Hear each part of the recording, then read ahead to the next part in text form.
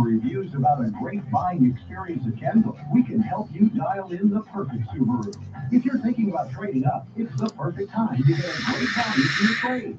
Stop by for a quick appraisal and test drive. Don't miss the Subaru A Lot to Love event going on now at Kendall Subaru of Fairbanks. Stop by today. Kendall, let's start something great. It's time for your Alaska News Minute.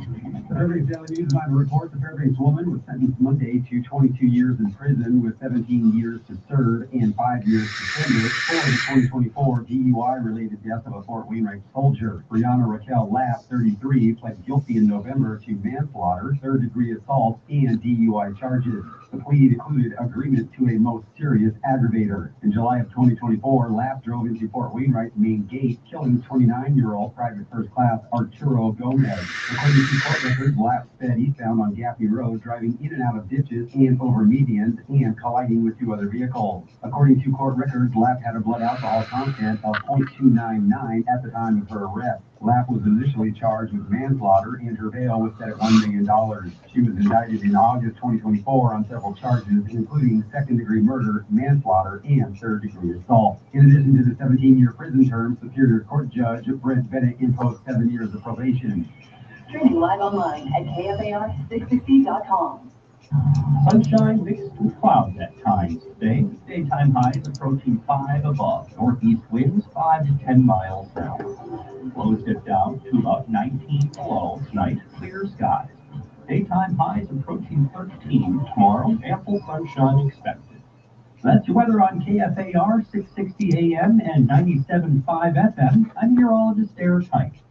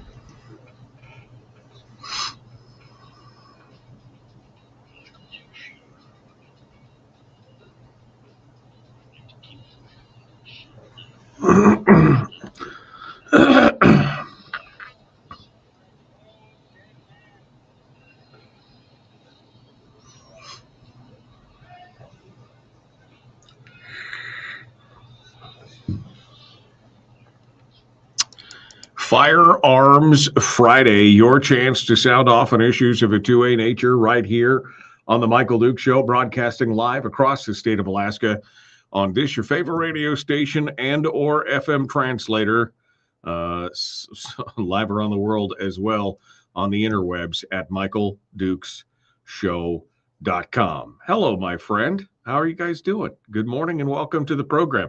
We're broadcasting live this morning from Fairbanks here, and we are getting ready for the Open North American Championships, which of course are the Iditarod of sprint dog mushing, which means of course these are the fastest sled dogs in the world, and we've got 3 big days of racing here in Fairbanks that I hope you get a chance to come out and see if you're in the interior, or I hope you get a chance to listen to if you are instead somewhere else.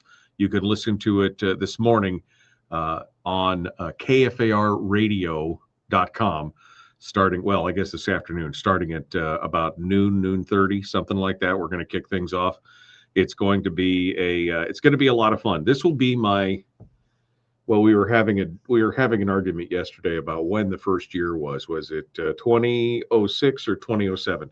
So this will be my 19th or 20th year broadcasting this race, and that's a long time to be doing this kind of stuff. but we do love it, and it's great to be a part of the history of the race and everything else. So make sure you come on out. It's going to be, if again you're in the interior, it's at the Jeff Stoddard Memorial Raceway, which is also known as the Mushers Hall, out on Farmers Loop Road. So feel free to come on out and join us out there, and be part of the experience if you want. This is also a reminder that because I will be traveling back from Fairbanks on Monday, that there will be no broadcast for the show on Monday. You're going to be listening to alternate programming around the state, depending on where you're at and what's going on. So just be aware that that's what's happening, and we'll be back on the air on Tuesday morning, because I'll be flying and driving and cats and dogs and Costco. Oh my, it's going to be a trip. I got to tell you, the living in Homer, you've discovered the joys of the semi-annual trip to Costco, because that's a big part of what you do and what you need. So that's going to be coming up. We're gonna do all that and have a good time as well. Okay, so today is Firearms Friday, and if you've been tuning into the program and you've missed the Friday shows and you have no idea what this is all about, let me line it out for you here. Every Friday, we take the show and take the lion's share of the show, and we discuss issues related to the Second Amendment. We talk about gun rights, we talk about laws and things that are going on, and we just basically give you a good all-around discussion on things related to a news and to a stories. Why? Well, because as old Chuck Heston said there in the intro to the show, I believe that the Second Amendment is, in order of importance, the First Amendment. It's the one right that allows all the other rights to exist at all. I mean, that's just it. Without the pushback, without the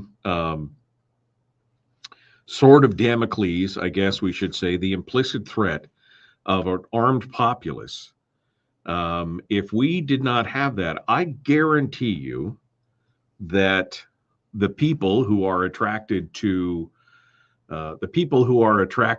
governance, the people who are attracted to the political class in this country, would have overwhelmed us with laws, with restrictions, with other things, because we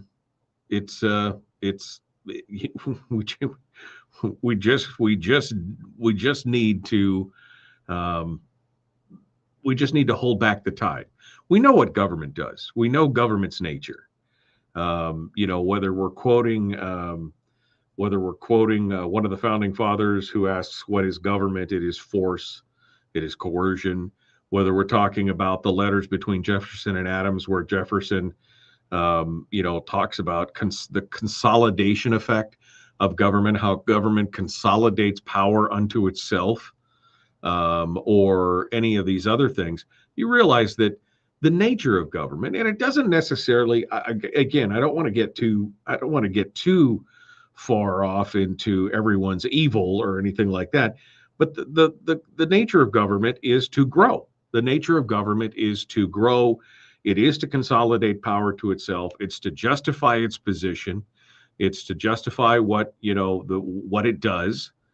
And that is not necessarily bad, but we also have to remember that government is made up of people. And people, by their very nature, are not always the nicest folks, right? That we remember that there are some among us who are not necessarily nice. They have selfish, some of them have selfish needs, or selfish desires, or things like that, or they just want power, or some people want to control. And you just got to remember that this whole thing is, it's all about kind of that consolidation of power. And the framers and the founders understood that. They understood that was the nature of government. Hence the reason why, as you look through it, you can see not only was there a clause in the not only was there a clause in the Constitution about the Second Amendment protecting that right to keep and bear arms, you can look at most of the 13 states during the discussion around the formation of the country.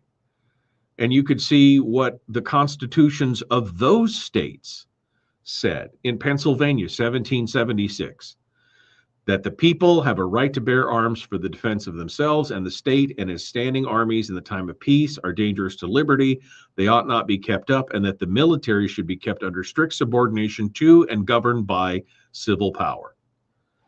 In Vermont, in 1777, that the people have a right to bear arms for the defense of themselves and the state, and as standing armies in time of peace are dangerous to liberty, they ought not to be kept up, and that the military should be kept under strict subordination to and governed by the civil power. In Pennsylvania, in 1790, the right of the citizens to bear arms in defense of themselves and the state shall not be questioned. In Kentucky, in 1792, the right of the citizens to bear arms in defense of themselves and the state shall not be questioned. In Ohio, in 1802, that the people have a right to bear arms for the defense of themselves and the state, and as standing armies in the time of peace are dangerous to liberty, they shall not be kept up, and that the military shall be kept under strict subordination to the civil power. In Mississippi, in 1817, every citizen has a right to bear arms in defense of himself and the state. In Connecticut, in 1818, every citizen has a right to bear arms in defense of himself and the state. You just can go down the list. Now, there were a few states that obviously didn't have that language or similar language, as well as a handful that kept people that delineated the people's right to keep and bear arms for the common defense. But again, there was a whole litany of states that understood that the right to keep and bear arms was reserved to the people themselves, and it was a right to defend themselves and their states, and that they weren't necessarily interested in a standing army. And there's a whole nother discussion on that here in a future show sometime. There's a whole other discussion on that as we go about. But the bottom line is that the Second Amendment is an important bulwark against tyranny. It's an important because, as we said before, we've seen it in many countries many times where people have their laws changed, and the only people empowered to do that and the only people empowered to fight over those laws is the state, is the government, right? They're the only when they're the only ones with the guns, they can make all the rules. Now, we're not talking about people marching down the street, waving their pitchforks and their ARs. We're talking about a quiet, implicit check, meaning it's implied, meaning that these politicians know that they can go so far and then no farther, because, if we go any farther than that, we might rile up the citizenry. And in this case, the citizenry could potentially fight back. Now, that doesn't mean that that's what I'm calling for or anything else. No, I mean, the most American of ideals is the ideal of civil disobedience. That's what really, that they just, they just will not comply. That if they see a law that they believe is reckless or unconstitutional or just stupid, right? They'd just be like, sorry, we're just not going to participate in that. Sorry, we're just not going to comply with that. And that's what we've seen that with many of the different law. I mean, my favorite one to point out, of course, is the New York SAFE Act, where those guys are just like, nah, sorry. You want to pass an assault weapons ban on everybody else out here because of the actions of a very, very, very few people. Sorry, just not interested. And they have a, whatever it was, 4% compliant rate or something. And we've seen that with other laws around other states in the same way. Connecticut's got a problem with their ban. I'm sure Virginia is going to have a problem with their ban and everything else. This is just a huge problem overall where people just decide we're not going to comply. And again, that is kind of the most American of ideals, is this idea of just civil disobedience for laws that don't work. So it's important that we understand kind of the historical measure of why the Second Amendment is important and what does it mean for us here in America. Well, it means that, by the way, if we decide that we don't like something, or if we are trying to protect ourselves and we can't rely on the state to protect us, which, I mean, we're seeing more and more instances of that here, recently, that where people have tried to sue police departments and others because the police didn't get there to protect them. And I think it's Rose v. U.S. that is the original court case that basically says that the police, I know it says protect and serve on the sides of many police cars across the United States. We're here to protect and serve. But the bottom line is that what they're really here to do is they're here to clean up and investigate. That's really what they're here for. They're here to clean up and investigate. They're not really here to protect and serve. Part of their role is to serve, but the protect part is the part that's problematic. I mean, if something is going down right in front of them, sure, they will protect you. But the bottom line is that they don't have a duty. You can't sue them for not protecting you. That's what the lawsuit was about, because they didn't protect you in your time of need. And in fact, if they were right there and they couldn't stop something from happening to you, they are still not responsible. You are responsible for you. Their duty is to investigate and clean up the mess and maybe put the criminals in jail. Maybe. So the whole Second Amendment was built around the idea of protecting yourself and your state and your community, and protecting yourself from your state, the government, bad people, et cetera, et cetera. That's what it's all about. Yeah, exactly. Brian in the chat room just said, see also Uvalde, right? I mean, you look at the Uvalde shooting and the police were there for 90 minutes before somebody finally decided to do something. I mean, again, police do not have, and that was an extreme case where they actually found that they were liable in some of those instances. But again, they don't have a duty to protect you. You on your own, Jack. And you best be figuring out what it's going to take to make that happen. So it's an interesting discussion, and that's what I'm here for. I'm here for those interesting discussions, to talk with all of you guys and just kind of hash through it. It's one of my favorite topics. I love to do it. All right, we got to go. The Michael Duke Show. Common sense, liberty-based, free-thinking radio. We return with more here in just a moment. Don't go anywhere. Don't forget, we got Willie Waffle coming up at the end of the show today. We'll be back with more right after this.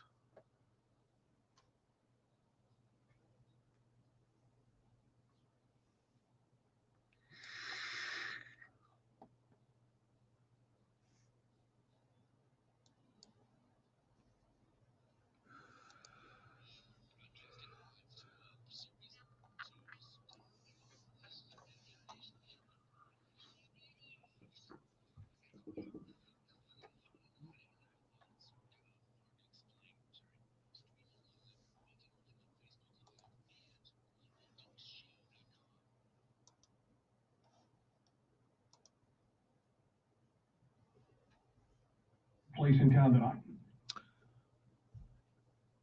Okay. Hi, how are you? How are you guys doing? Sorry, I got it. when I'm doing remote stuff like this, I don't have it all automated with one button push. I got to button push. I got to push all the buttons manually. Got to push them all. Is something supposed to happen? Oh, what is supposed to happen? Did this thing on? Is this thing working? Can you hear me? You got the crud? No, I'm just, it sounds different because I'm not in my normal studio. And I'm a little tired. I don't have the crud.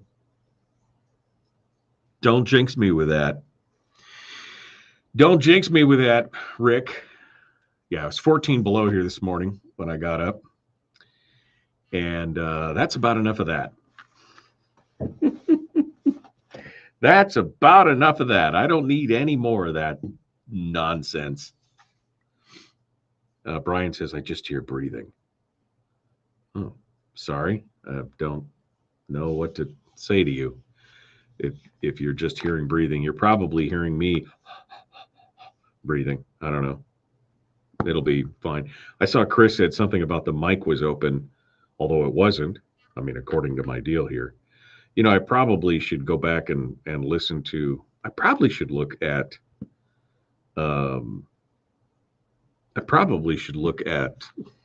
which microphone that this podcast is, or that the stream is using.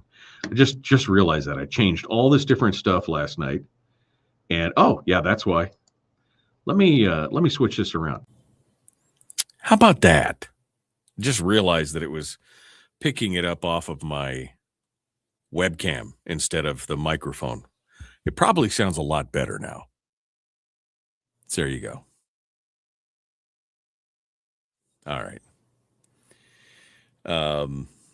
So that'll probably change it for you. That sounds so much better. Yeah, I know. You know, it's when you use this remote setup, it's a laptop instead of two different computers and all this other kind of stuff. And then every time you launch it, it forgets all the settings. And so you have to go through and make sure all the settings are there. And the one setting that I forgot was that because I brought my webcam this time instead of using the webcam and the mic in the laptop, because that cam is not very good. But the webcam is, anyway. It's all good. Yeah, thankfully I'm breathing. Man, it's all good. I can't wait for the rest of spring. I'm ready for it. As I flew into Fairbanks, I kept thinking about how much I love the people in Fairbanks and how much I hate the weather. I love you all. All right. We do care about a quality program. We're not a bunch of uncultured yahoos. Yep, you're right. My bad. I just totally didn't even think about that. Was the one thing that I didn't think about last night when I came in. I actually set all this up last night because it takes a while to do it, and I wanted to make sure that we were ready to go this morning. So I got it all set up, and I'm like, oh, it looks good, man. You know, it took me a while, but I think this is going to be great. And then I discovered that I'm much better. Anyway, how does this sound now? Do I sound sexy and dulcet? My golden tones? Is it all fantastic? Should I talk to you like this? Hey, we got it going on, baby. It's all good. All right. So hopefully this is the better version of me. This is hopefully the better version of me. All right, we are. Oh man, I forgot about that. Got to delete that. Sorry. We're 22 seconds out.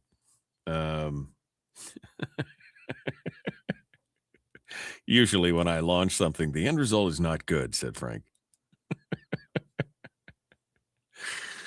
All right, let's get to it. We got some headlines. Let's do this thing. The Michael Duke Show. Common sense, liberty-based, free-thinking radio. Like and share. And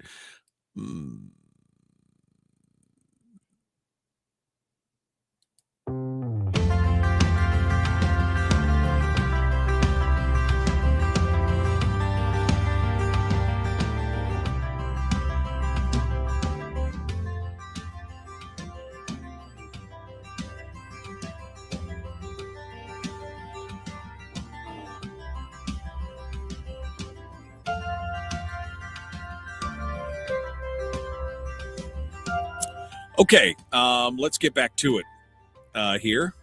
Sorry about that. Got distracted for a second. There's a lot more bells and whistles and levers you got to pull when you're working remotely. I was just telling the chat room that, usually I've got all this down. I've got it automated down to a single push of the button, and now I've got to flick levers and push. You've got 3 mice and 2 keyboards, and it just becomes a lot more convoluted when you're broadcasting remotely. Anyway, hi, welcome back to the program. It is the Michael Duke Show. You guys all ready? You ready already? Shall we get deep into the weeds here on this? We got some stories from around the country we're going to be getting into, and of course, Willie Waffle will be joining us in hour 2 for the weekend movie and entertainment review. All right, let's get back. Let's get over to it, since we've set up the whole idea of what the Second Amendment was about. And again, it wasn't about hunting. It wasn't about target shooting. It wasn't even about the militia or the National Guard or whatever else you want to call it. It is about your right to defend yourself, your community, your family, and the state. That's what it's about, right? But this is the key to it. Politicians don't like it when other people have power that they can't control. This is just as true today as it was 250 years ago or 400 years ago. We have just upped the means of protecting ourselves from sticks and stakes and swords and daggers to, something a little bit more lethal. And that's why Americans are so, you hear it a lot of times. Oh, you Americans, you're so gun crazy. Why are you Americans so gun crazy? Well, it's because we grew up as a nation with firearms. I mean, firearms are baked into our DNA because it's part of who we were. Firearms, the technology and everything else just grew by leaps and bounds as America was growing as a country and as we were experiencing our westward expansion. There's nothing surprising about that if you really look at it and analyze it. And we also come from that can-do attitude of we'll do it ourselves, rugged individualism. That's also an American trait. And one thing the founders were very aware of was when you give the government too much power, it leads to tyranny. And so the government shouldn't be the only ones that have guns, because that leads to a monopoly of power. And that is, that's it. That's the thing. Politicians who want to run your life, who believe that they know better than everybody else how everything should be done, don't like it when people push back on them. And if you have the ability to arm and protect yourself, they can't send the government mechanisms in there to force you to do their bidding. I mean, in its simplest form. This is I'm talking at the 10,000 foot level. This is the simplest form of what we're talking about here. But they're going to keep trying. No matter what's going on, they're going to keep trying to press you down and do all this. And then they're going to tell you, how special they are. And they're going to give you one rule for you and another for them. Case in point. There's been this huge fight in Virginia. Now that Spanberger's been elected and they've had all these other things, and now they've been fighting over this new gun control bill that is going on. And guess who the legislators exempted from the bill? If you said themselves, you'd be 133% right. House Bill 110 in the Virginia General Assembly, which is what they call their legislature. House Bill 110 makes it a misdemeanor to leave a gun in an unintended vehicle or trunk unless such handgun is placed out of plain view in a locked, hard-sided case, including a locked container that's affixed to the vehicle's interior by a steel cable, bolt, or welding, including a locked glove compartment or center console, et cetera, et cetera, et cetera. And the bill also sets boundaries for gun-free zones around the state capitol complex, and here's where the carve-out comes in. The provisions of this section shall not apply to any member of the General Assembly who leaves a handgun in an unintended motor vehicle pursuant to Statute 18.2-308-7:1, when such a vehicle is parked in any structure reserved for members of the General Assembly. So essentially, the Virginia Democrats exempted lawmakers from facing the same misdemeanor charges that the rest of the public is going to have to face when they are, I mean, the what? This is what, I mean, literally, it's one rule for thee and another for me.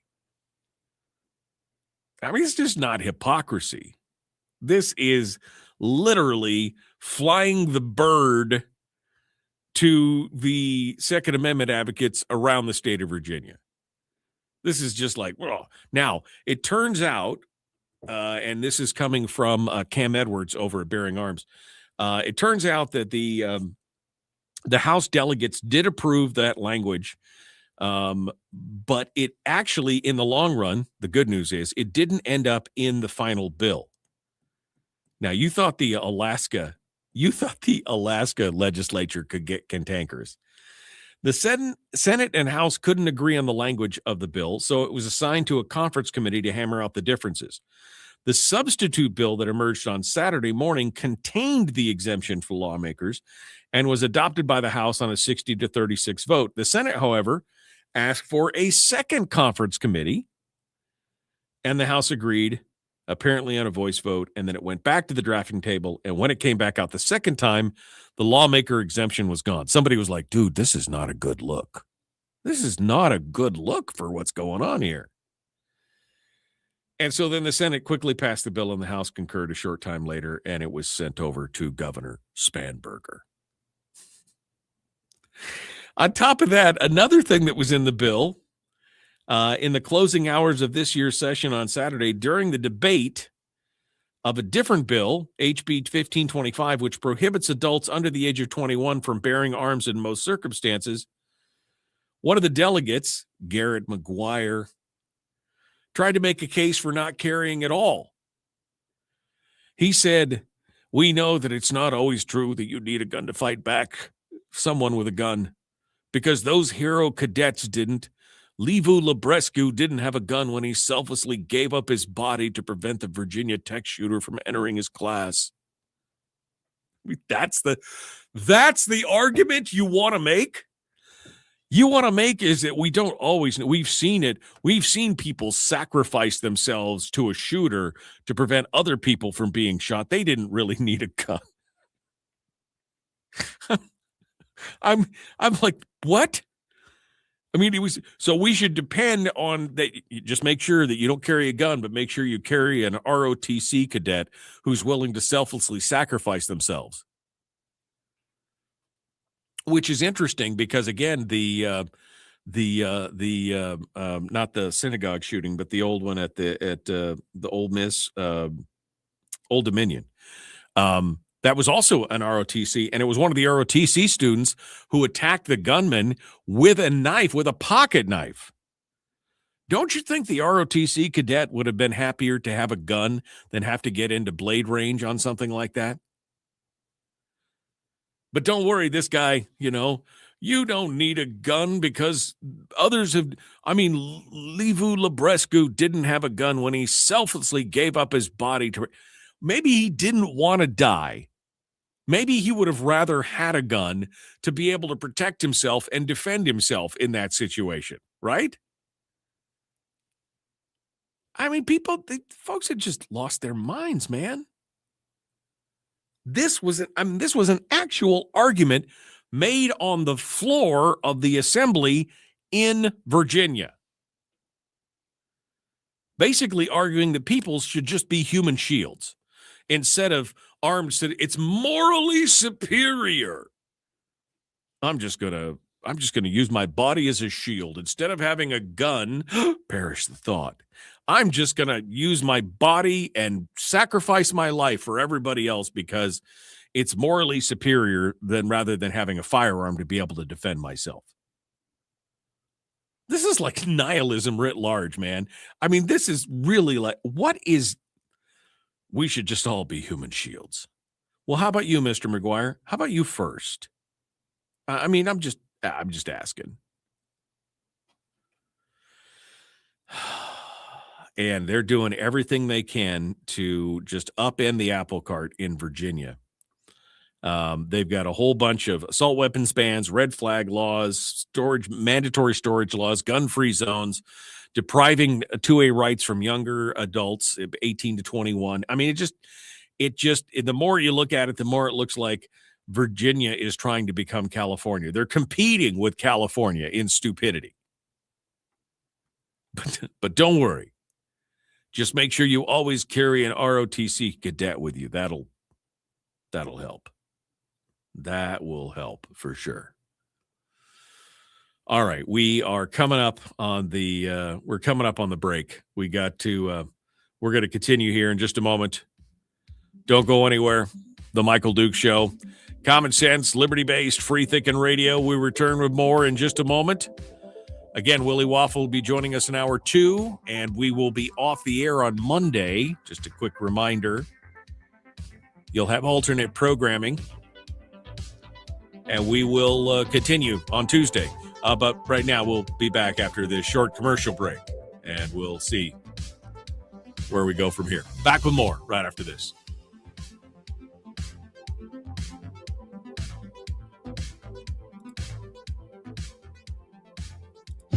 If you missed the show, you can listen to it on your time with Dukes On Demand. Oh, and it's free. Like America used to be. Streaming live every weekday morning on Facebook Live and MichaelDukesShow.com.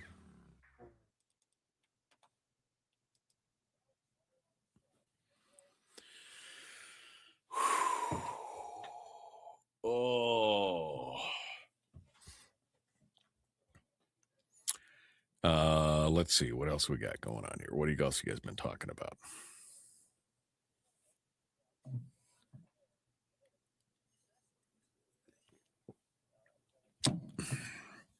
Harold.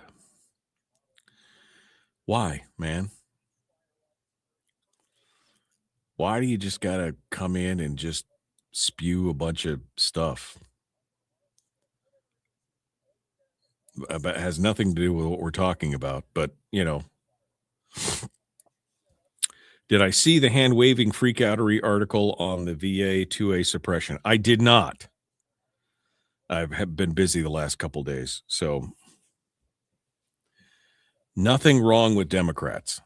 I mean, individually, you're probably right. Collectively, we do have a problem.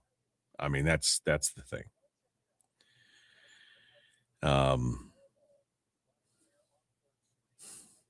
Democrats are American citizens. They're not our enemies, except for when they try to take away our rights. I mean, then I would consider that would probably slide into that category. I'm just saying. But hey, what are you gonna do? All right. I'm scrolling backwards here.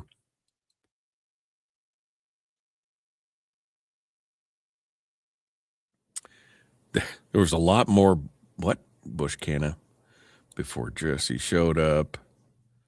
Rick liked my statement that said politicians don't like not being in control. I mean, that's really it, right? I mean, they want to have control over everything, and when they don't have control over the things that they want to control, they get a little grumpy. That's what they do.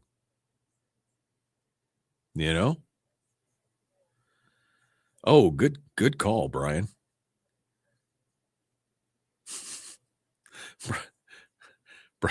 Brian, Harold is going on about friends and neighbors and coworkers. Nothing wrong with Democrats.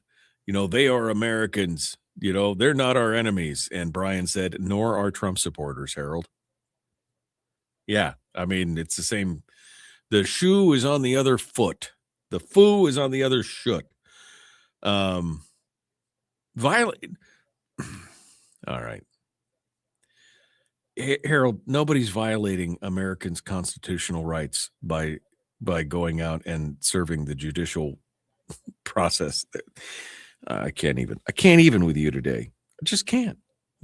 You're just here to, I mean, I wish I could just put you in a timeout for just a little bit because I just can't with you today.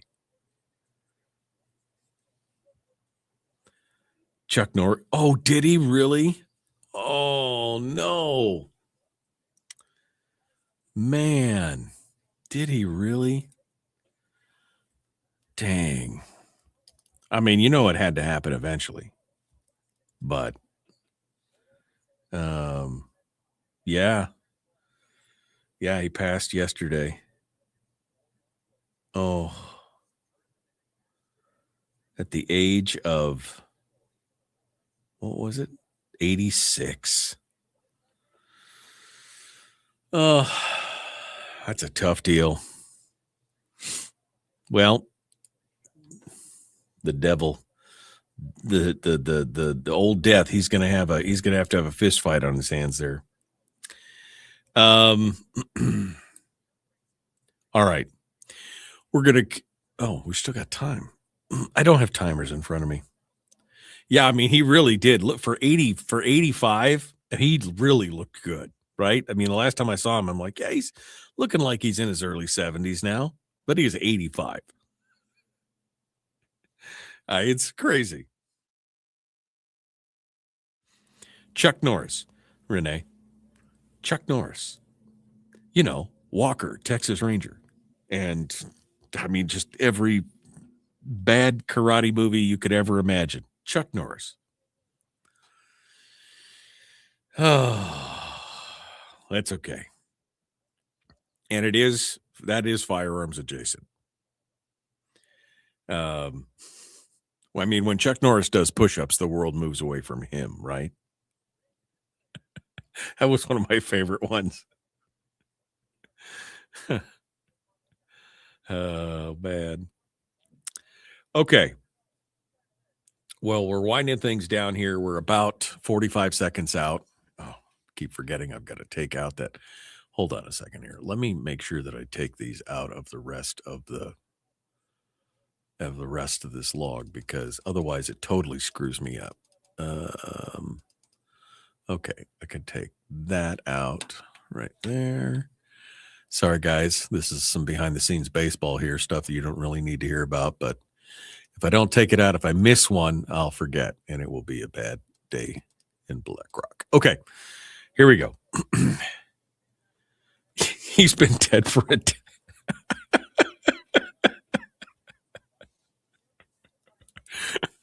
Oh, he's been dead for a decade. Death was just afraid to claim him.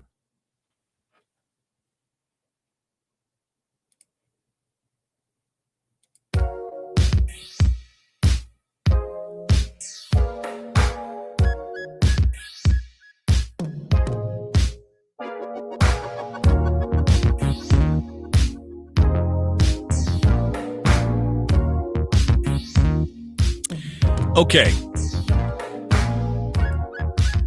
We're just getting it all squared away here. I got some bad news today. I just got some bad news during the break. Somebody said it'll be firearms adjacent. But Chuck Norris has died. Chuck Norris passed away yesterday in Hawaii in his home. Now, the truth of the matter is, we all know that Chuck Norris really died about a decade ago, but death has just been afraid to come collect him. That's really what it was about. Death finally worked up the courage to go get Chuck Norris. I'm sorry, Chuck. It's been 10 years. I gotta, I say, all right, I've had enough. It'll be fine. Let's go. Thanks, Chuck. Thanks, Chuck, for allowing me to take you. 85 years old. 85 years old. Chuck Norris passing away. He just a week ago, he had just turned 86. He said, "I don't age, I level up." Had just turned 86. Oh man, it's a tough deal. But I guess the proof is in the pudding, baby. None of us make it out of here alive. So just keep that in mind as you go through. Okay, so National Day of Mourning will now commence for Chuck Norris, and we'll have a moment of karate kicks here when we're done to highlight what's going on. All right. So anyway, we were talking about how politicians always, have moved towards, trying to basically take control over Americans no matter what, and try to, and then exempt themselves from the same penalties or the same. I mean, we see the same thing in Congress right now, right? You saw the vote the other day. And we didn't really talk about it because it's more national news, but it's a prime example of the sexual misconduct in Congress. There's a whole committee and commission that goes over those things, the sexual misconduct stuff. And it was voted to be released so that this people could know if their Congress critters were doing, shady stuff. And what happened? They voted not to release it. Now, if that had been a major Fortune 500 company, or if that had been some legislature or some little, city council or something, you guarantee you the people would have been down there with pitchforks and torches, and they just, but Congress, no, one rule for thee, another for me. That's kind of how it works out, right? Every time.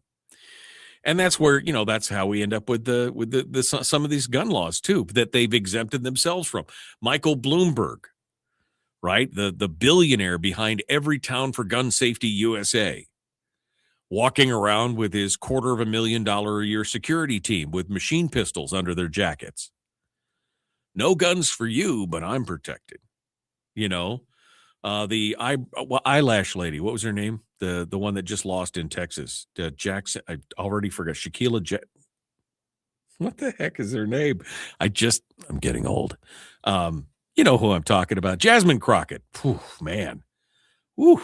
Jasmine Crockett. All about gun control, but she'll spend $80,000 in campaign money on her own private security for herself, but none for you. None for you. None for you. But they'll just keep piling it on. They'll just keep piling these things on. And what good does some of these laws do? What good do a lot of these laws do?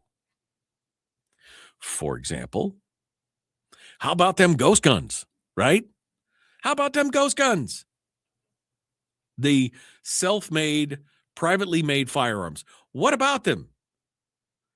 Well, I heard that, Minnesota, they passed a ban that would, a bill that would ban the ghost guns. I know California is working on a ban to, stop printers or they just, we're going to put this law into effect and it will stop it all. Impossible. It'll be impossible to know. And what happens? A minor was arrested today for being in possession of a ghost gun. A possession of a gun, said the Fairfield Police Department. They said officers recently contacted a minor who had a loaded gun and a large capacity magazine in addition to the ghost gun. They were arrested for multiple violations, including carrying a loaded firearm in public, possession of a large capacity magazine, minor in possession of a firearm, and minor in possession of ammunition. Impossible! There's no way that could happen. There's no way that could happen in California. I mean, California, it's the safest place. They've got so many laws. They're doing it all to protect you. There's no possible way this could happen. I mean, you've got a minor who can't buy a gun of any kind, in possession of not just a ghost gun, not just a privately made firearm, but also a gasp, a high-capacity magazine? Like a 30 round. I mean, how did he? That's banned in California. How does that happen? Oh, and he was in possession of ammunition? I mean, that requires background checks. California requires background checks on ammo as well. You're telling me all this happened in That can't possibly be true. That just can't possibly be true.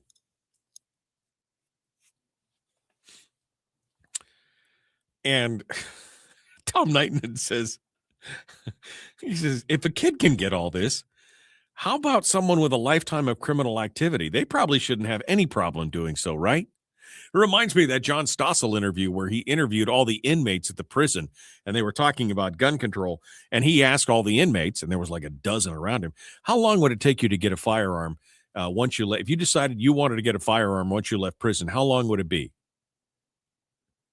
The longest time was 90 minutes after they left prison. 90 minutes.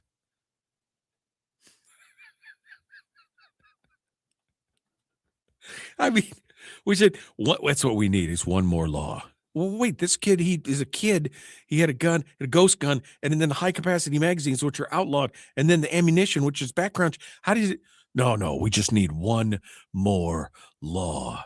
Then it will all be fixed. We got the one thin crescent. I just need one more thin wafer. Right? That's all it's going to take. That's all it's going to take is always the magic pill of, well, if we just had one more law, right? That's the guy. What's the guy's name? Singh. He's the guy that was in Virginia that we talked about last week, where he was going on and on about how this assault weapons ban could have stopped Virginia Tech and blah. Virginia Tech was done with handguns. These were rifles. You're talking about banning rifles when the Virginia Tech shooting was done with how does that work, baby? Can you explain to me exactly how does that work? It's insane. But this is the mantra, because again, we've said it once, we'll say it a million times, authoritarians gonna authoritate. We're gonna authoritate. Because that's all they can do. They've got to be seen to be relevant.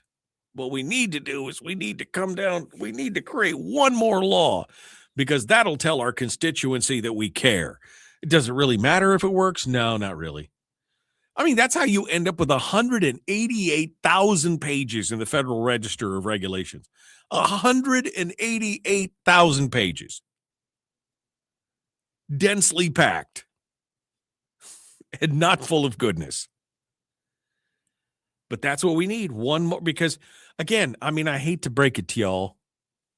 Ooh, that went real Southern real quick. I hate to break it to y'all, but criminal by their very definition, they're gonna break the law. That's why we call them criminals. You realize that, right? I'm just saying. Y'all better listen. Criminals, we call them criminals because they break the law. I know. Crazy, right? Crazy stuff. That's where we're at. How is it possible that this teen could be arrested for possession of a ghost gun? He's underage. He shouldn't be able to get that ammunition. He shouldn't be able to get that. How did he get the magazines are highly illegal. How did that happen? I just don't know, Jack. Maybe because they're criminals? I mean, I want to throw that out there. Maybe because they're bad people doing bad things, and that's always going to happen? I don't know. All right, we got to go. Back with more. The Michael Duke Show.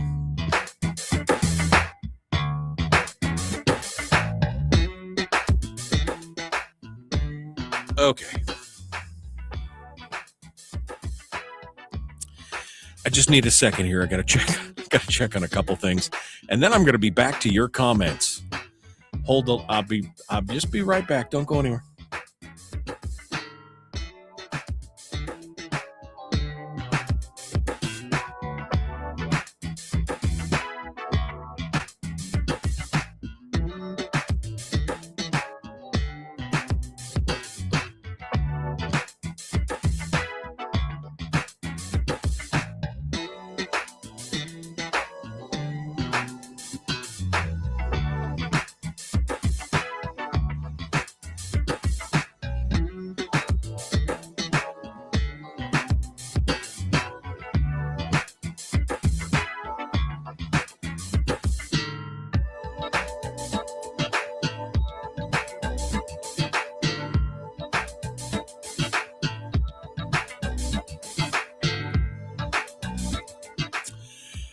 Okay. Sorry about that. I had to. I didn't want to take KFAR off the air. That was my fault. Okay, we are ready to continue here. One of the comments just caught my attention here on the way through, as we're looking at this here. First of all, I miss having. I know I shouldn't say this. I miss having 5 screens in my studio because when you got to click through all the windows to get to where you need to go, it's just a pain in the butt. Anyway, sorry. The comment that caught my attention, I mean, first of all, Brian was like, yeah, overwhelmingly voted not to release. He's talking about that sexual misconduct, the stuff, right? What was it, Brian? It was a report, or it was a committee, right? Or it was a report from a committee. I don't remember all the particulars, but I just rolled my eyes and said, yeah, you really thought that they were going to release? You really thought that they were going to release all the details for that? You really thought that they were going to participate in that? They were going to allow that to come out? Anyway, the comment that got my attention was Frank, who said, what good are most laws? Most laws are made for the 1%. I would argue, I see what you're trying to say there, right? You're the 1% of the population doing bad things. I understand that that's what's going on. I would make the argument that really the laws are made for the 99%. The 1% of the elites are the ones that write themselves out of the laws. That's, again, one rule for thee, another for me. I could just that's what I'm throwing out there. Can you smell what I'm putting down? Can you smell what I'm cooking? All right. Whew. Okay. Let me go back to where I was. I gotta close. Oh, yep, that's right. We got to do that. And no, we're gonna get into that. I'm just looking at the stories that I was going to talk about. And I think where's the other one? Okay. All right. I think I'm all caught up here.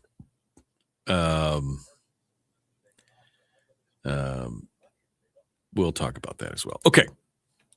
Sorry. Wanted to make sure that I had all the stuff lined up for the next hour. So you want to be king for a day. Man, if I was king for a day, probably most of the country would not like it. I mean, the problem with being king for only a day is then the next guy will come in and just reverse it. That's really, I mean, that's going to be the problem with when Trump leaves office. I mean, love him or hate him, what's going to happen is that somebody's going to come in and, radically reversed a bunch of the stuff that he's done. We're all going to get whiplash, for going back in the other direction.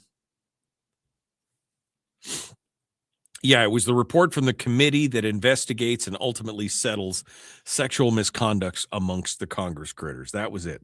Thank you, Brian, for being my my hindbrain today. I don't know what the deal is, but I'm, all this travel and cold and I got to go sit outside at 10 below today for the whole day. That's going to be fun. Just like the Matsu Assembly getting property tax reductions and everyone else getting huge hikes. One rule. I mean, that was the Suzanne LaFrance, right? I mean, all the neighborhood houses around her went up like 40% or something. What was the ridiculous number? But her assessment went down. I don't know. Shocking, I tell you. Just shocking, I tell you. That they have different rules. How does that work? Okay. Alaska range jet lag. Well, you know, what's funny is that, I mean, it's only an hour trip, right? Because I drove to Anchorage and then I flew from Anchorage to Fairbanks. And that was nice, not having to drive the additional 7 hours to Fairbanks. But it does kind of mess you up when you have to, airports and the airplane and everything else. And I don't know. It was easier to get to Fairbanks when I lived in Wasilla. I just climb in the car and drive for 5 hours and I was there. And now it's like a whole different kettle of fish. All right, we got to get going. We're gonna jump back into it. Here we go. The Michael Duke Show. Common sense, liberty-based, free thinking radio. Talk amongst yourselves. We'll be back in just a moment.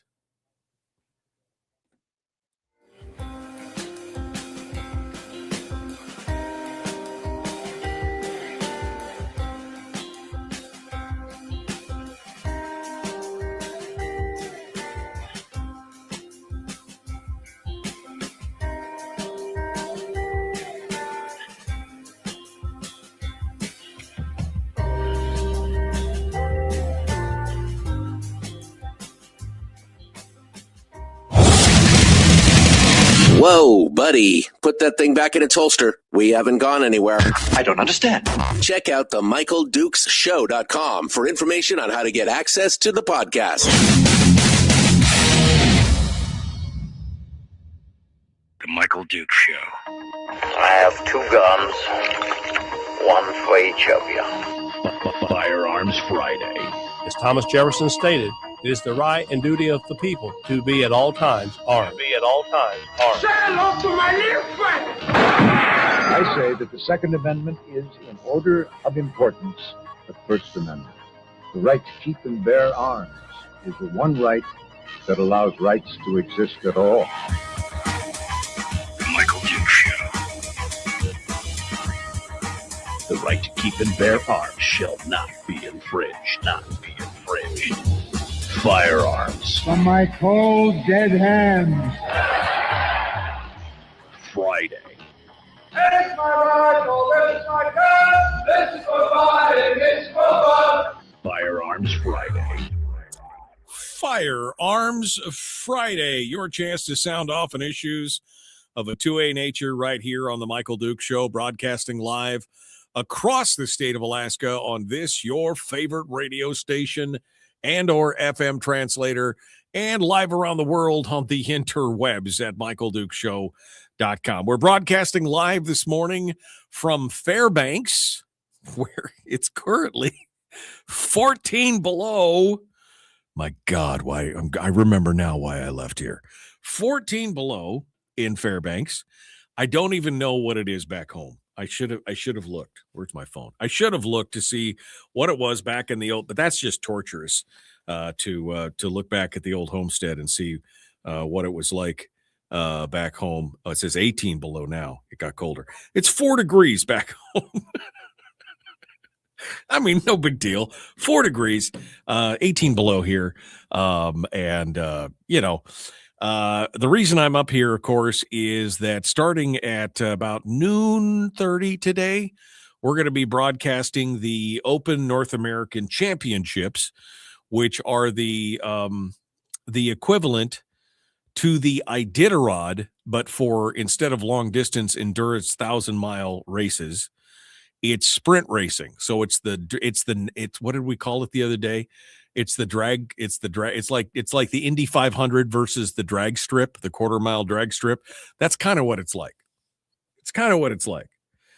These are dogs that will run 20 miles faster than any other dogs on the planet. And It happens today, tomorrow, and Sunday. And you can listen to it if you'd like. It's fun. It's a fun day of racing. You can listen to it if you like at kfarradio.com. That's the website that they'll be broadcasting on. And I'll be anchoring the race for the whole time, starting at again about 12:30, and we'll go today for 2 or 3, 4 hours, and then 2 or 3 hours, and then 3 or 4 hours tomorrow, and then 3 or 4 hours on Sunday. All of it kicking off. The coverage starts about 12:30, and the race starts at 1 every day. So, and this will be, again, we were arguing whether or not, I think this is my 20th year. It might only be my 19th. But at this point, can you give me a year? Can you give me a year? That's what I want right now. 18 below here, 10 degrees below zero in the Nilchik. Somebody else threw their temperatures up there as well. Can't remember who it was. 12 degrees in Seldovia and about 14 inches of snow. Well, at least I dodged the snow. That's all good. Anyway, today is Firearms Friday. Today is Firearms Friday, and that's our chance to sound off and talk about issues of a Second Amendment nature here on the program. We will be finishing up the program, as usual, with our friend Willie, don't call me William, Waffle, who's going to be joining us for it's going to be fun. It'll be fun at the end of the show today. So we're going to be doing that. And yeah, the Republicans are also having their district convention this weekend here. There's a lot of stuff going on. There's a lot of stuff going on around here over the weekend. And then next weekend, for those of you, I'm up in Fairbanks for Fairbanks's events. On Saturday of next weekend, it's going to be the Winter King tournament in Homer. That's the Winter King Salmon Tournament, where there'll be 300 boats that leave the harbor to go out and slay the Winter Kings. Last year's winner got, his prize was $88,000 for the winning salmon. It's a big deal. It's going to be. So we're going to be down at the harbor next week. We'll be broadcasting live out of the harbor there next week. That'll be a fun time. It'll be good stuff. So come on down and you can check it out, or you can tune in on my radio stations down on the peninsula. We'll be broadcasting all over the place there for the Winter King Salmon Tournament. It's a bit. I'm tired. It's gonna be a great week. No weekend for you. Anyway, 3 days of negative temps. You're going to have your cranky pants on. I'm already wearing my cranky pants. They feel a lot like thermals underneath. That's what it's all about. All right, let's get into the rest of the stories for today. We've been talking about the Second Amendment and gun rights and everything else, but there is a bunch of good news out there. Now, I was going to get into this, but I kind of ran long in the last hour. But there is a story. John Petrolino is writing a story about some kind of weird and shady and concerning. I wouldn't say disturbing. Maybe concerning is a better news. That's going on with the NRA. Let me just give you the headline of it, and you can go out and read it for yourself. In a court case that was filed last month, actually in January, the end of January, there was a court case that was filed, a suit being brought in National Rifle Association v. the NRA Foundation, suing each other. The NRA alleges that the foundation trustees cut them out of the trustee selection process. And it turns out that according to the court filing documents, it's true. The foundation changed the bylaws of the foundation to cut the NRA board of directors out of the choices of governance, out of choosing the trustees of the foundation. Petrolino really gets down into the weeds on this, and there's a lot of stuff to go over here, but it just raises one more question about what's happening. This is more blowback on the whole New York State and then the Washington, D.C. cases against the NRA. And it just, It just makes me happy that I sent some money to GOA and the Firearms Policy Coalition and the Second Amendment Foundation. That's all I could say. I mean, the NRA is just in such disarray right now. And this just, again, shows that there's still a power struggle going on in the NRA. And so we're not going to get down into the nitty-gritty details of that, because it would take me 30 minutes to basically untangle the whole mess here.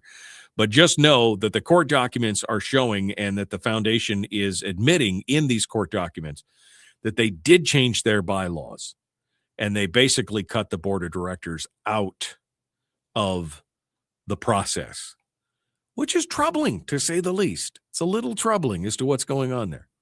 But there is some good news out there. There's some good news. And that good news includes a little bit of triumph for liberty in New York State, of all places. The Gun Owners Foundation has finally secured a permanent injunction against New York's invasive requirements that concealed carry permit applicants have to disclose their social media accounts to regulators. Now, for those of you who don't know what I'm talking about, right after the Bruin decision came down, which struck down the New York's proper cause requirement, which was one of the big things in their gun control scheme. And that was one of the things that Bruin was really out there fighting about. After that, the state of New York passed an act called the Concealed Carry Improvement Act. And that was basically just an attempt to reimpose a lot of the restrictions that the Supreme Court had just struck down. And this is where they had those safe space laws, remember, where they basically turned it into a patchwork of areas where you could or could not carry. And they made it so hard.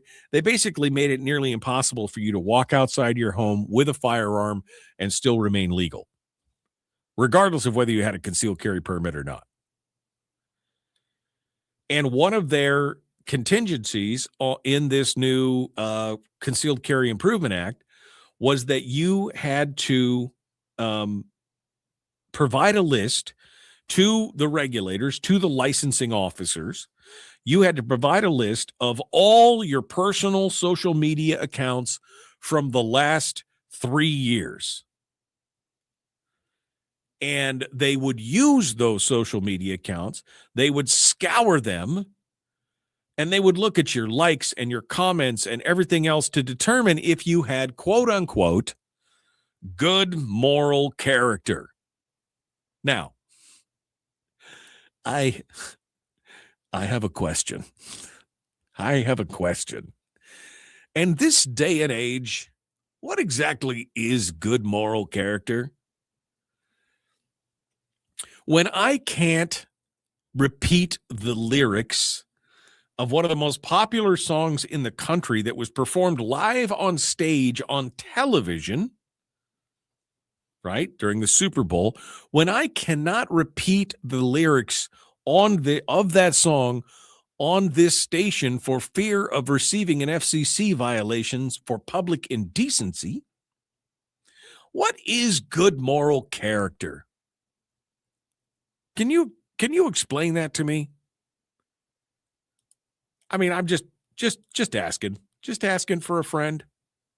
What is good moral character? Well, that's really part of the conundrum, right? Because it's so super vague. Carrie Sloan, bearing arms, says, this wasn't background checking. It was government surveillance disguised as permitting. Yeah, right. I mean, your whole digital footprint, your Facebook rants, your Instagram posts, your Twitter debates, your X stuff. They could deny your permit based on a joke, something that they didn't like, or it would maybe force you to curtail your own free speech because you were afraid of being denied. It was an obvious infringement on a First Amendment basis. And in late 2022, the federal judge issued a temporary restraining order that blocked parts of the CCIA, including the whole social media part. The Second Circuit Court of Appeals later infirmed those injunctions against those provisions in 2023. But of course, New York continued to drag its feet, refusing to relent until this week. On March the 16th of this week, on Monday, the state capitulated to a partial settlement, agreeing to a permanent injunction specifically protecting the plaintiff and, crucially, mandating changes to the statewide PB3 license application form. So now they didn't have to, now you don't have to turn over your social media to, and this is good news too, because many other states were copying what New York was doing in an attempt to make sure that they still had control of their permitting process in a way that they liked versus what the courts were trying to demand of them. And here we go. So the good news is New York can no longer snoop on the social media for anybody that decides to file for a concealed carry permit. So good news on that. And then remember when we talked about the post office, how that carry ban at the post office had been passed in Texas, right? Well, it turns out that Trump's DOJ, the most pro-Second Amendment president we've ever had, right?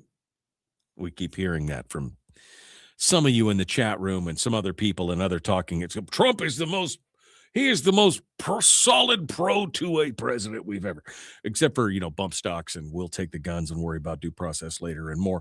And now you have that the DOJ, Trump's DOJ, has been pushing back against Judge O'Connor's ruling, which took place last September, when he said that you couldn't have firearms in a post office, and they put a kibosh on that.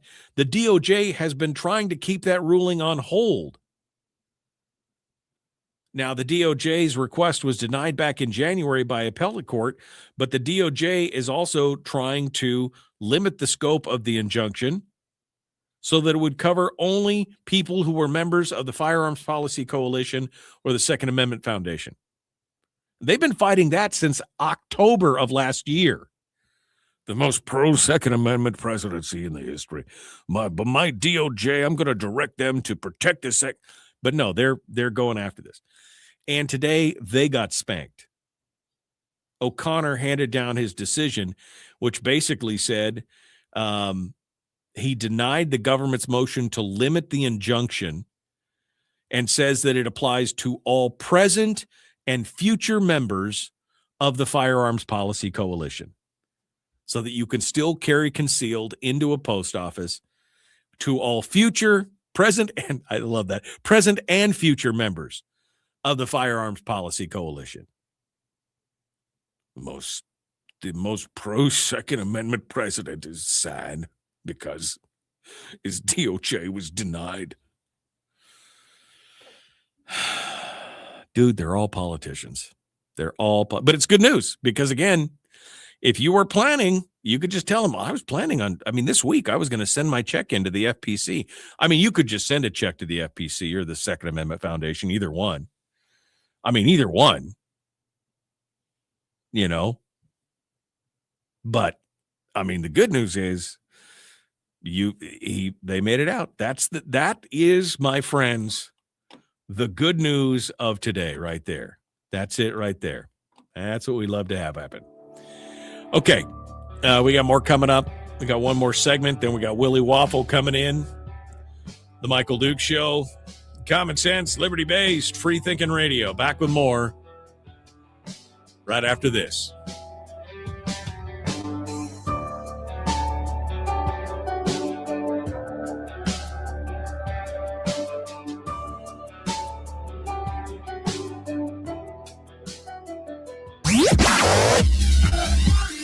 Our light, our guide, and our trusted friend. Michael Duke Show.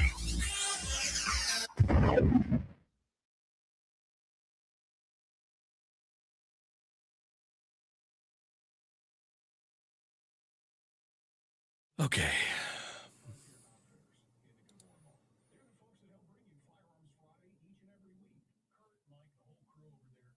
Sorry, I was making sure that everything tripped over the way that it was supposed to. All right, looks like we're all good.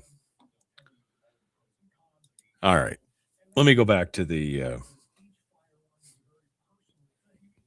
let me go back over here to the comments. Yes, Brian's right. You should send a check forthwith to the Firearms Policy Coalition, to the Second Amendment Foundation, to the GOA. There you go. That's what you should do right there.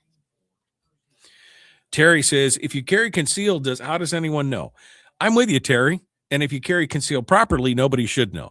But, occasionally you bend over or you squat down to pick something up and, the bottom of your holster sticks out of the bottom of your jacket or, it does happen. And when you're on a federal facility, that's a whole different kettle of fish, right? So, yeah, concealed is concealed and nobody should know. But you got, be nice to protect yourself. You got to protect yourself.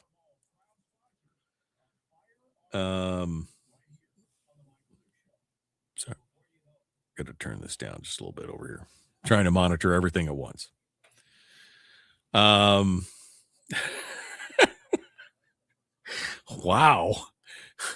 What?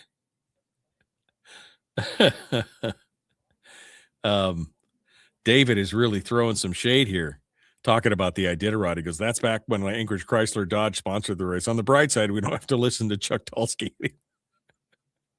Come on, didn't you love didn't you love the Chuck's commentary on everything?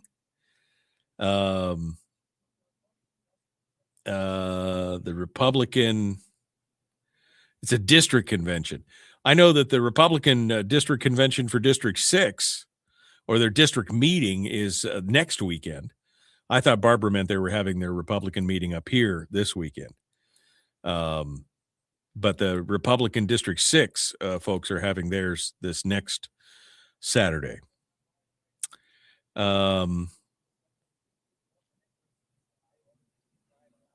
Today they will announce if the Winter King tournament will be held. Oh, they may have to push it back another week. I don't know, but I'm sure they're going to hold it.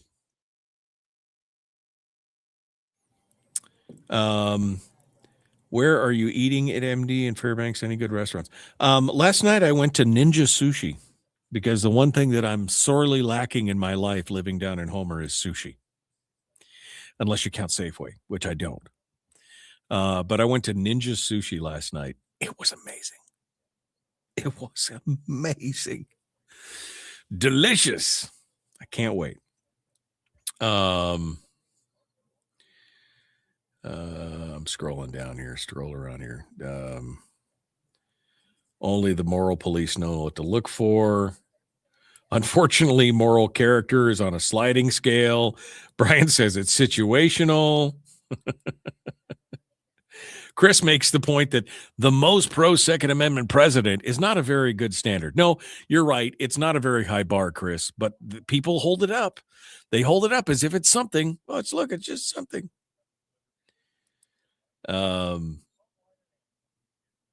Big corporation. It all started, the big the big corporation bait and switch happened with the NRA. Yeah. It's, yeah.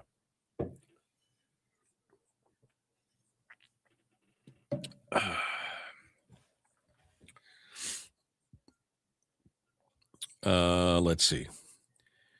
Remember Saturday and Sunday, support a trapper, buy a fur at the auction, Dog Mushers parking lot, bring Dukes a hot toddy. Oh, that would not be bad either. I would not say no to a hot toddy. That is 100% right there. I would not say no to a hot toddy in that regard. Absolutely wouldn't.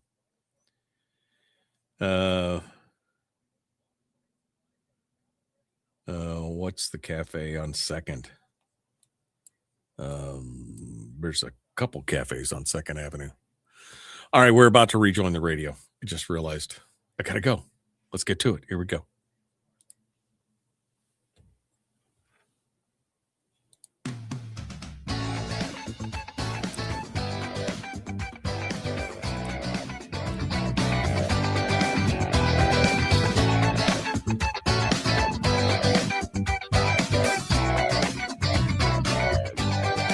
Okay. We are ready to go. One final segment here as we dive into the firearms stories and firearms news from around the state. We got Willie Waffle coming up in the next segment, so let's get down to it. And let's talk about the Second Amendment in modern times. I'm sorry, somebody just sent me the conventions for House District 31 through 36 at the dance studio on 7th Avenue in the old fire station starts at 8, might go till noon. Starts at 8 tomorrow, might go till noon. That's the district Republican. Is that we were talking during the break about the state Republican convention is not this weekend. I meant the district convention for districts 31 to 36. And then District 6 down in Homer is going to be this weekend, this coming weekend, next weekend. Sorry, next weekend, the 28th. It's happening down in Homer. Okay, sorry. You guys getting me all screwed up with politics here. I just want to talk about guns. What's the matter? Just want to talk about guns. All right, so let's continue on here. What was it? Oh, we were talking about the Second Amendment in modern times. And I got to tell you that we live in a day and age now where we should be thinking about a lot of these things from a perspective of being able to protect ourselves. Now, in Alaska, we're probably a little insular on this, but because we're kind of far and away from mainstream, from the lower 48 and everything else, and probably the big juicy targets. But the NRA has launched a new campaign called Be Ready. It's a new advertising campaign put out from the NRA that urges law-abiding Americans to safely and responsibly exercise their Second Amendment rights in the face of escalating dangers. And that includes the shooting at the barbecue place in Austin, where the guy he had the Allah t-shirt on, the attack on Old Dominion, and the ramming assault at the synagogue in Michigan, rather. The NRA is now highlighting the vital needs for personal protection in an increasingly uncertain world. And basically, it reminds Americans to carry responsibly, stay vigilant, while telling the viewers that the right to self-defense is not just a privilege, but a fundamental necessity. NRA CEO Doug Hamlin is quoted as saying, as threats to our safety multiply from terror cells and radicalized attackers to violent criminals set loose by lenient policies, innocent, law-abiding citizens face increased dangers on all fronts. While these threats escalate, and as we've tragically seen in recent attacks in Texas, Virginia, Michigan, and beyond, progressive politicians continue pushing agendas to disarm us, stripping away our ability to defend our families and our communities. And this, in my mind, is exactly what the framers and the founders intended, the Second Amendment to be there, was to protect us so that we could protect us from the government, so that we could protect ourselves from threats like this. Now, again, here in Alaska, probably not that big a deal. I mean, if I lived in a major metroplex, some kind of major city, or near some kind of major infrastructure hub of some kind, I'd probably be a little more concerned about, direct attacks on terror and everything else. Because, again, we had open borders for years. We know that Iran has had, they put cells in place. There was some discussion as to whether or not some of these different attacks that happened on President Trump were an Iranian plot. I mean, there's been a lot of things flying around out there. But we know the cheapest and easiest way to fight a war like this is with insurgents who come into a country and they do bad things internally, right? They come into the country and they stir up fear. That's what terrorist is about. It's about stirring up terror. And I believe that the Second Amendment is part of that bastion of what's keeping us safe. But I mean, again, how many times, and again, the Old Dominion thing, the ROTC cadets, again, managing to take down the bad guy with a gun. They took down the bad guy. They didn't have a gun. He had a gun, and they were able to take him down with a knife. But wouldn't it have been better if they'd been able to defend themselves with their lawful, legally carried firearms? That's the big thing here, is remembering that. Their lawful, legally carried firearms, that's the important part to remember. That's where we should be at with this. But, I mean, I get the NRA's putting it out there. The NRA's got their own program called Be Ready. Washington Times has got a big article on it, and I can throw that link in the chat room here. But again, amidst the threat of Iranian terror cells, being able to defend yourself, probably not a bad idea when it comes down to that as well. And finally, was there anything else here that I wanted to hit before we're getting ready to run out of time? Oh, we did talk about a couple weeks ago that Mike Lee has introduced the National Constitutional Carry Act. I mean, it's not going to really go anywhere, but boy, I would love to see it. I would love to see constitutional carry across the entire country. That would make that whole permitting thing so much easier, would it not? It would just make it so much easier if we didn't have to deal with that. That pesky background check or the pesky permit requirement across every state. You just be like, where's your license? Here's my license. It's right here. It's called the U.S. Constitution. You sound like some sovereign citizen out on the side of the road. I don't need my driver's license. It's called the Constitution. I would love that. I mean, it would be fantastic. I think that would be great. Okay. I just realized we're running out of time here. We're going to come up on the break, and we've got more coming up. Willie Waffle going to be joining us and more. The Michael Dukes Show. Common sense, liberty-based, free-thinking radio. Back with more here in just a moment. Don't forget to check us out on Facebook, facebook.com/Michael Dukes Show. We'll return right after this.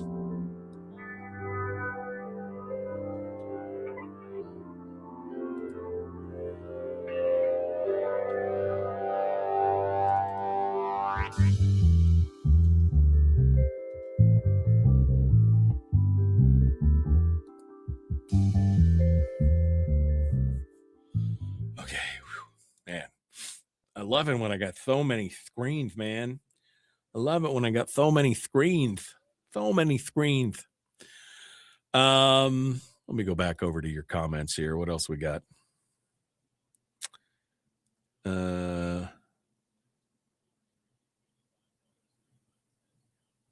scrolling backwards here. What is it?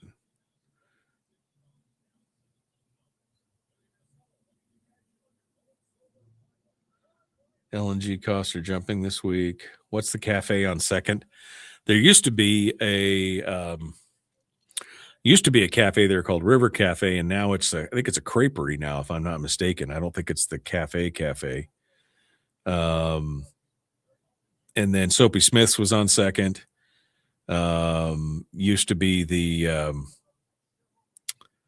Lavelle's is now Salty's on Second. There's a bunch of different ones in there. Old El Dorado next to the old Gold Rush. That was another one. Yep. The Co-op has got a Moldavian, Eastern European food cafe in there now.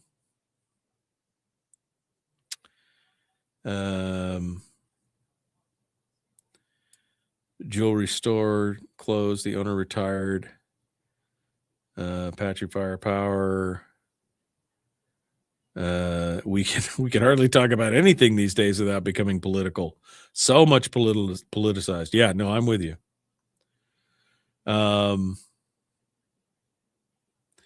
Wherever we go around the U.S. and run into Asian folks, you speak. I understand what? $5 gas before April. I paid almost $5 a gallon yesterday. What are you talking about? Let's see. Surrounding. Harold says, after all the atrocities, I'm unconvinced the Second Amendment will protect society against tyranny. Which atrocities specifically are you speaking about? I'm just curious. Specifically, are you talking about? Just give me that as a way here. And Brian asks, okay, well, what alternative do you propose, Harold? Yeah, you'll wear your neck out with too many screens. Well, again, yeah. Remember Woolworths here? Oh, yeah. I remember Woolworths. I remember having ice cream over there. Big Bill Kennedy. Remember, I went over there one day with Big Bill Kennedy. Woolworth. Whew. That was a day or two ago, wasn't it?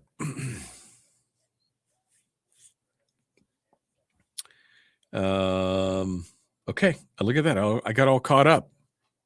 So few of you this morning. There's only about 20 of us here this morning. You guys just don't like my Friday remote broadcast?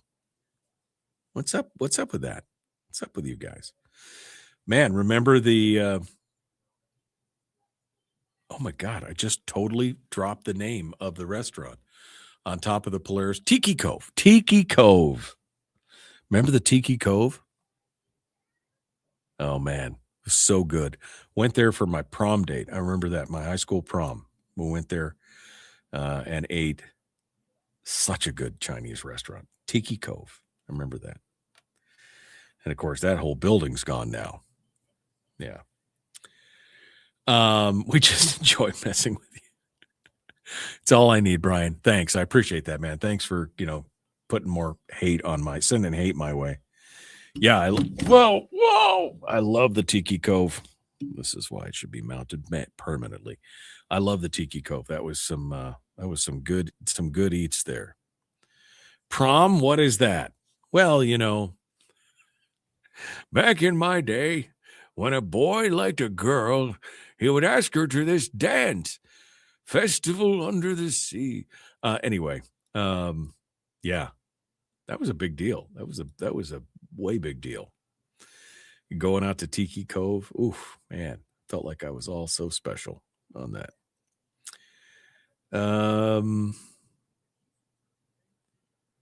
Was it anything like the pagoda? It was really different. It was kind of styled itself to be more fine dining. It's kind of like a fancy restaurant that just served Chinese. But it was good. It was good. I would say Pagoda is still one of the best Chinese restaurants in the country. I've eaten Chinese at a bunch of places around the country, and I will tell you that Pagoda is probably the best one in the country. The view from the Tiki Cove was unbeatable. The food was great too, for what we had. But I would argue that the Pagoda is still the best. All right, we got to go. We're about ready to join it. Willie, my thing is dinging. Let's get to it. Here we go. The Michael Duke Show. Common sense, liberty-based, free thinking radio. Let's go.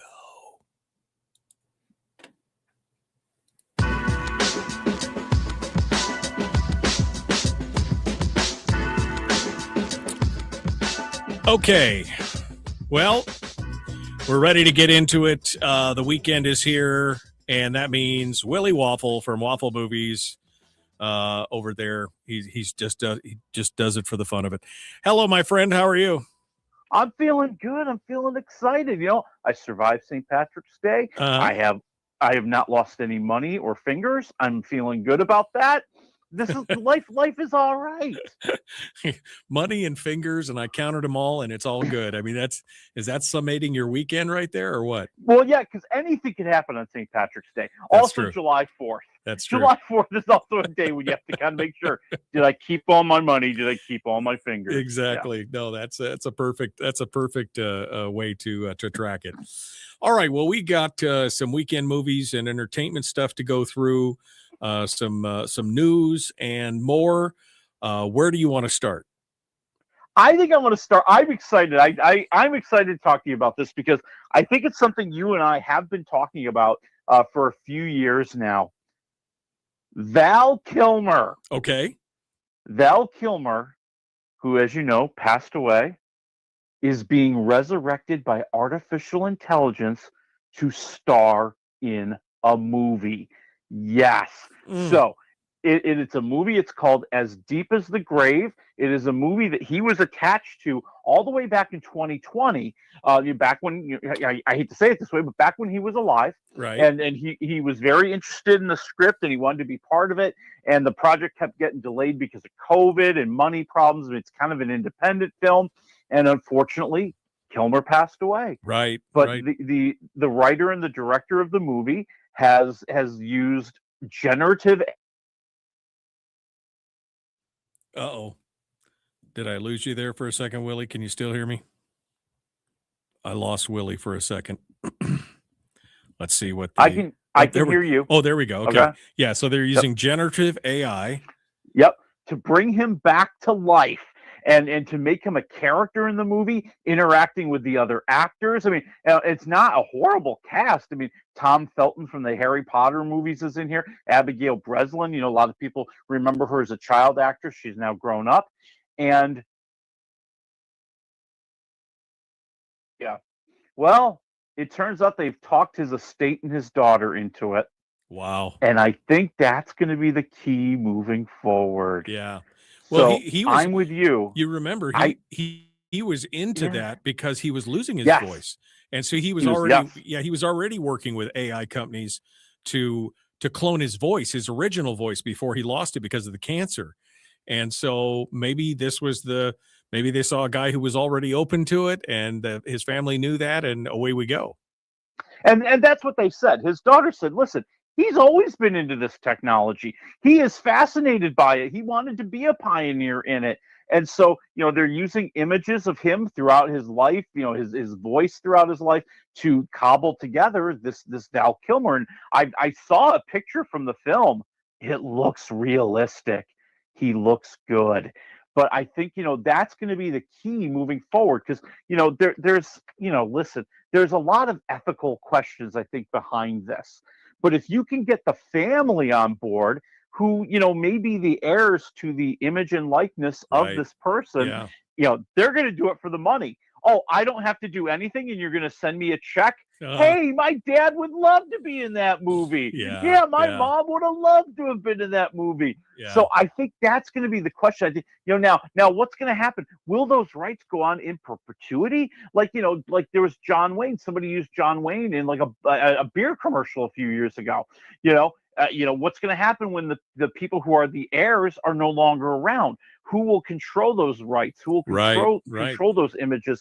So we're going down that road. It seems like, listen, I'd like to fight it.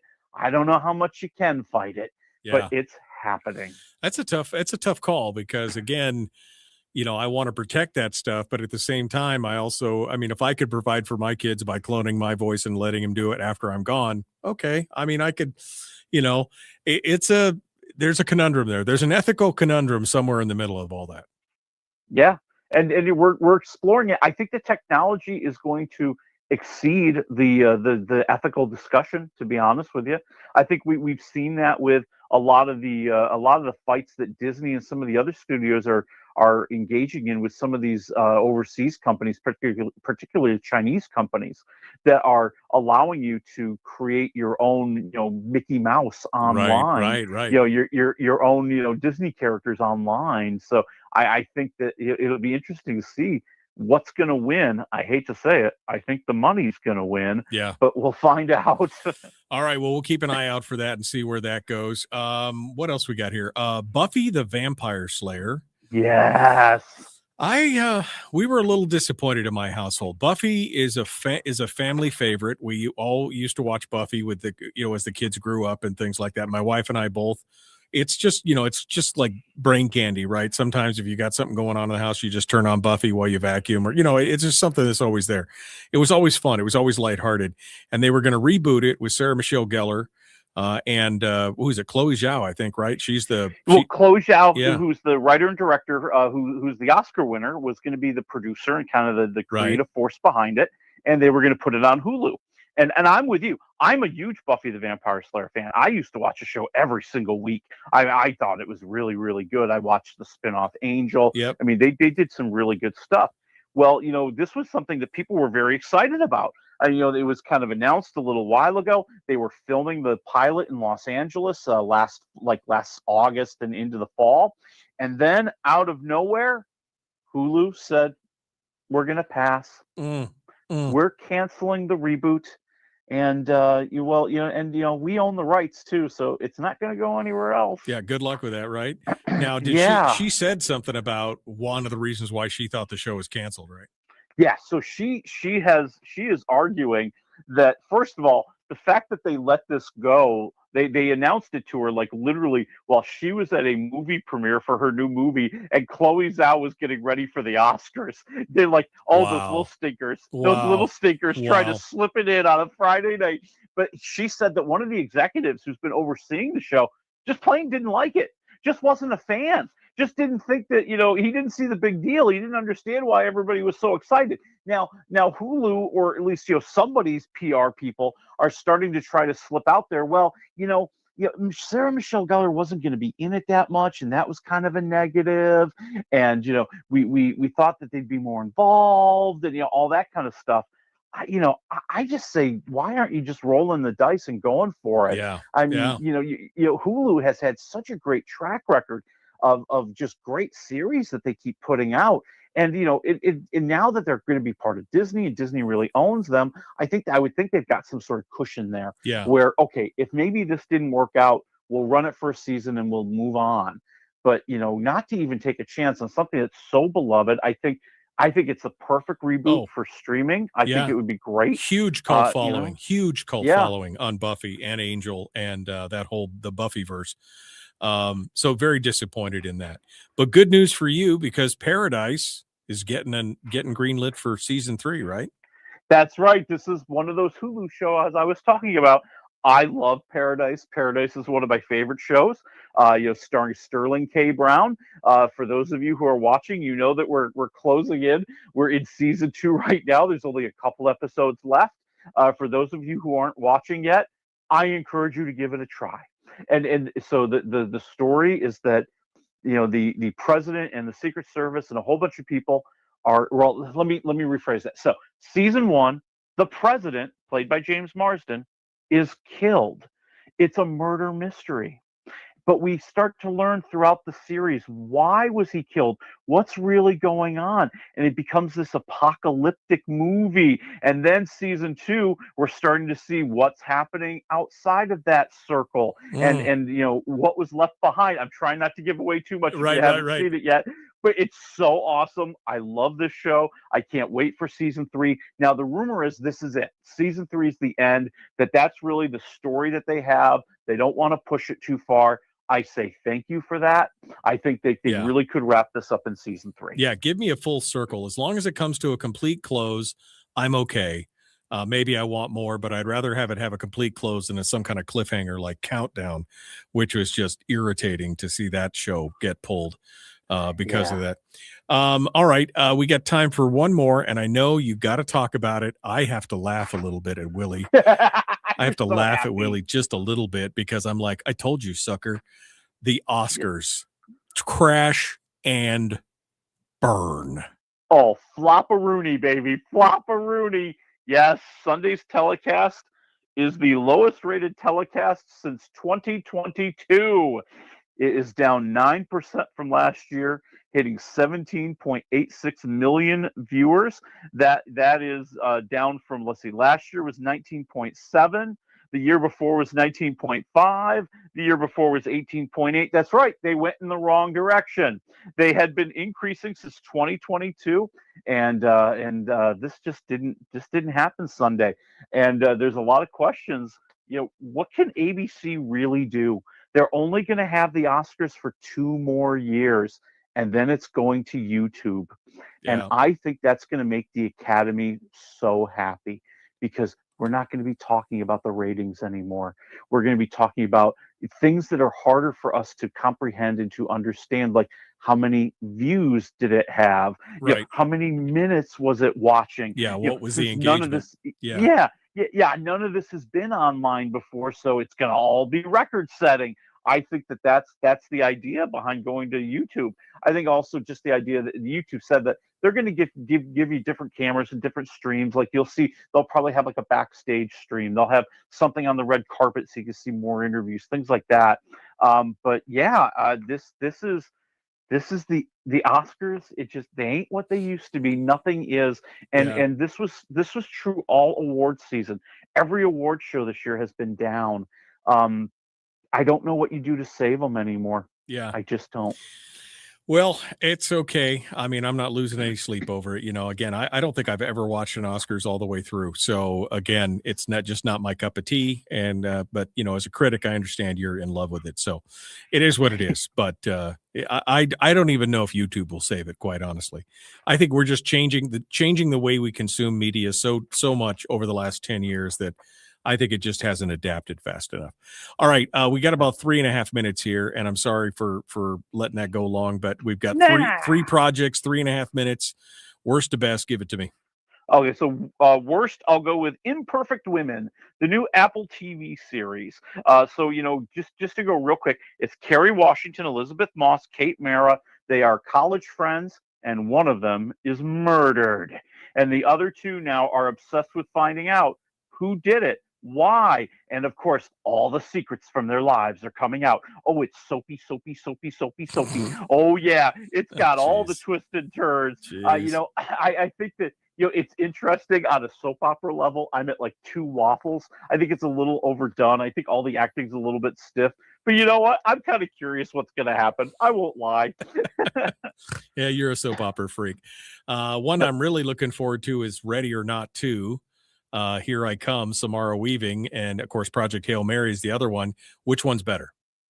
The better one, to be honest with you, is Project Hail Mary. All right. Now I'll tell you, Ready or Not, Here I Come is 2.5 waffles. It's a good when it's an action movie. I think it kind of fails when it's trying to tell more story. But I like the relationship between Samara Weaving and the young lady who's playing her sister, who I'm blanking on right now. And I think there's a lot of good action. Let's talk about Project Hail Mary. Yeah. This is let me say this movie. really quick about Ready or Not too. A real kind of standout in a movie that we just weren't expecting when it first came out. And I thought she did such a good job in that. I'm looking forward to seeing the next installment on the story. So I'm looking forward to that. All right, Project Hail Mary. This is what everybody's talking about. Hit me with it. Absolutely fantastic movie. You know, now I'm warning you, it's a long movie. It's 2.5 hours long. And I think they probably could chopped off a good 20 minutes. My only criticism of this movie is that it just didn't know when to end. It just kept going from one more twist, and it didn't need that. It is a funny movie. It is an emotional movie. Ryan Gosling as he's a middle school science teacher who ended up there after he was a PhD, considered one of the leaders in his field, and he just burned all the bridges you can imagine. And nobody wanted to hire him, and he ended up doing this job.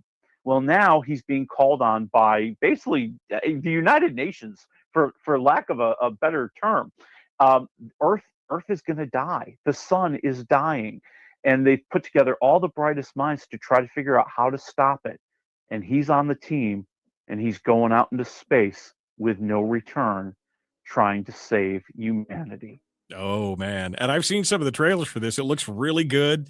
We got some alien contact. We got some flashbacks. We got some space walk. We got all kinds of stuff in this. It looks really good. It's absolutely fabulous. And you hit right on the head what I liked about it so much. I mean, you know, it's one of those movies that's a lot of things, but all that makes sense and work together. You know, when he gets out into space, he does meet an alien. They become partners. I mean, you've seen this in the trailer. Yeah. They become partners. They try to work together because each one's trying to save their planet. You know, it's flashbacks because, you know, we find him on the ship when the movie starts, and then he's starting to remember, how did he get here? Right. What was the story? What was the plan? And they keep that going throughout the movie in ways that just kind of get you. What's the waffle score on this, real quick? I'm at 3.5 waffles. I think it's fantastic. 3.5 waffles. Willie Waffle, wafflemovies.com. Folks, remember, we're off on Monday. We will see you guys on Tuesday.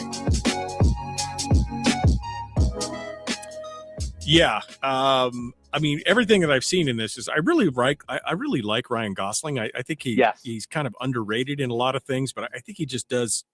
I've always enjoyed pretty much most everything that he's ever done. And this just looks like such kind of it's a unique take on it. And anything to do with space, I'm kind of a sucker for anyway. And this just looks like it's going to be a great story. It's a great story. It's a great buddy movie. I mean, just, watching that relationship grow between him and this alien, the way that they learn to trust each other, work with each other, and share their knowledge of the different parts of the universe that they understand is great to watch. There's so much fun to it. There's a joy to the movie. And I think that's the thing that really got me. There is a joy to the movie. It's not this heavy, all of humanity is going to die. It is the joy of, I'm going to use my science. I'm going to use my brain to figure this out and do what I can for people. And that was really fun to watch. That is exciting to watch. And I tell you, I think it's worth going to see if you got some time this weekend. You got to have about 3 hours. Because like I said, it's 2.5 hours long. Yeah, it's a long one. So, all right, we'll be looking. That's only in theaters right now. Only in theaters right now. Now, it is an Amazon movie. So this may come to Amazon Prime a little bit quicker than some other movies that you know. All right. Two things. I finished the Talamasca show that I was watching. That's the Anne Rice universe. It's only 6 episodes. Oh, yeah. But it was really good. I really enjoyed it. It's kind of a spy thriller with a little bit of a supernatural twist, and I really enjoyed that. That was good. I would say that's definitely a 2.5 to 3 waffles for me. But I saw a trailer yesterday that I want your take on it. And if you're looking out for this movie, it's the new movie with Vince Vaughn and James Marsden. You were just talking about James Marsden. It's called Mike and Nick and Amy. Have you seen the trailer for that? No, yet? I have not. Tell me all about this. I'm excited. Well, it's a time travel movie where Vince Vaughn plays Nick, and it's crazy. I can't even describe the trailer. You got to go watch it, but it's a buddy shoot 'em up. I got to go back in time to change something. Otherwise my best friend dies. And then he's competing with himself. And then it looks crazy. And of course I like Vince Vaughn, and I just love his deadpan. But you should go watch the trailer on that. And maybe next week you can tell us about what you know about it or what your thoughts are. You got it. And did you see the new Spider-Man trailer yet? I have not. Is it everything and you want and then some? Yeah, it's going to be really great. They just keep making those Spider-Man movies better and better and better. And for those of you who are listening, so this is going to pick up where the last movie left off. And if you have forgotten where the last movie left off, it left off with Peter Parker making a sacrifice to save everybody. They all have to forget who he is. Yeah. So now he's all by himself again, trying to figure out the world again. Oh, man. All right. Well, we're looking forward to that. I'm sure that's coming out in May, probably, right? Because that's superhero movie July 31st. month. July 31st. July 31st. All right. Yep. All right, my friend. Well, it's good to talk with you. We will catch you next week. Thanks for coming on board. All right. See you then. All right, folks. Like I said, I'll be traveling back to home on Monday, so I won't be on the air, but we'll be back on Tuesday. Don't forget to check out the dog races. If you want to check out the Open North American Championships, you can listen to them on KFARradio.com. We'll be broadcasting today, Saturday, and Sunday. So go check it out. Thanks so much. We will see you next week. Have a great weekend.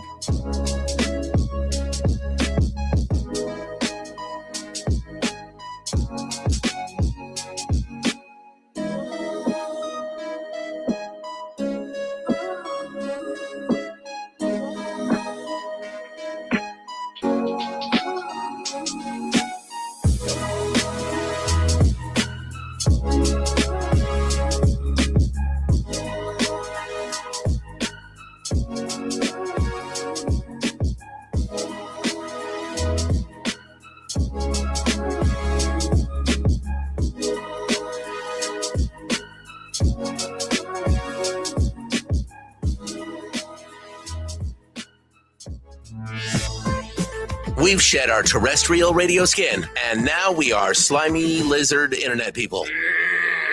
It's the Michael Duke Show.